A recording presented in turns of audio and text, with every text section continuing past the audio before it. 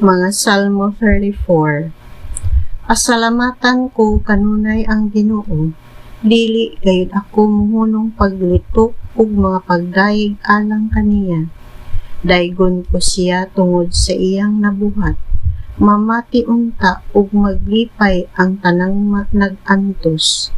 Duyog kanako sa pagsangyaw sa kahalangdon sa Ginoo. Maghiusa kita sa pagdayeg sa iyang ngalan. Nag-ampo ako sa Ginoo ug gitubag niya ako, ug giwagtang niya ang tanan kong kahadlok. Dangop kaniya ug kamo magmalipayon ug dili gayud mapakyas. Kining alaot misangpit sa Ginoo ug gitubag siya ug giluwas gikan sa iyang mga kalisdanan. Ang anghel sa Ginoo manalipod sa mga may pagtahod ug kahadlok sa Ginoo, ug luwason niya sila gikan sa katalagman. Sulayi ug makita ninyo ang kaayo sa Ginoo. Bulahan ang tawo nga modangop kaniya. Kamong piniling katawhan sa Ginoo, pasidunggi ug hadloki siya, kay ang may kahadlok kaniya dili gayud mahikawan sa ilang gikinahanglan.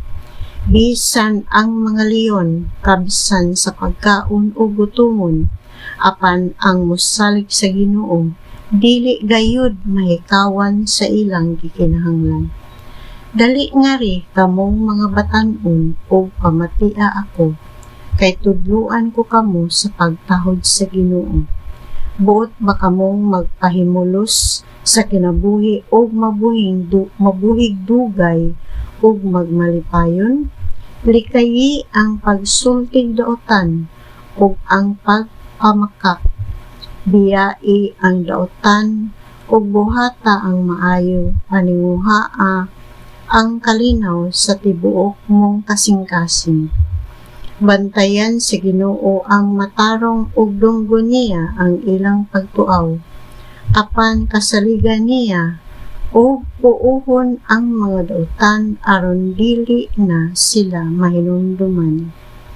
Nagsangpit sa Ginoo ang mga matarong ug sila ipatalinghugan niya ug giluwas gikan sa tanan nilang kalisdanan. Duol ang Ginoo ug sa samdan ug kasing-kasing, ug luwason niya ang nakabsan na sa tanang paglaom. Daghang kalisdanan ang antuson sa matarong, apan luwason siya sa Ginoo gikan niining tanan. Ampingan siya pag-ayo sa Ginoo ug dili siya kabaliag bukog.